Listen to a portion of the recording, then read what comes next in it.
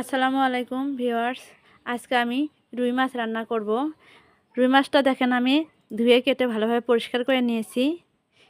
এটা আমি হাতে মেখে রান্না করব, তাই আমি পেঁয়াজ আর মরিচটা ভালোভাবে বেটে নিয়েছি। দেখেন,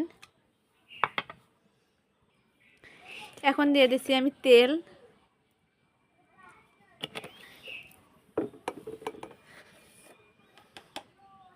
স্বাদ মতো লবণ,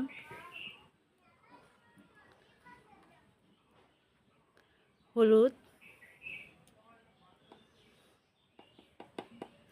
আমি সামান্য পরিমাণ শুকনো মরিচের গুঁড়া দিলাম তরকারিটা কালার হওয়ার জন্য। আমি এখানে সামান্য পরিমাণ কাঁচা জিরা বাটা দিলাম, যাতে তরকারিটা অনেক সুন্দর একটা সেন্ট আসে। এখন এটা আমি ভালোভাবে হাত দিয়ে মেখে দেব।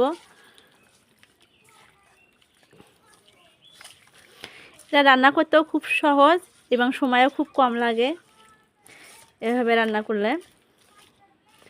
মাখা হয়ে গেছে, এখন আমি এখানে পানি দিয়ে দেব।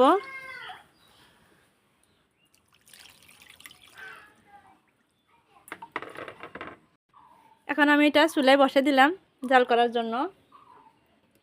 এখন আমি ঢাকনা দিয়ে ঢেকে 10 মিনিট ভালোভাবে জাল করে নেব। এখন 10 মিনিট পর আমি ঢাকনাটা উঠাইলাম।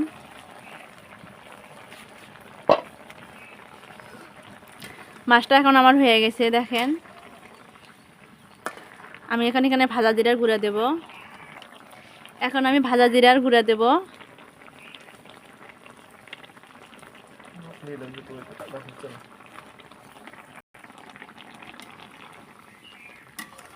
এখন এটা আমি নামিয়ে নেব।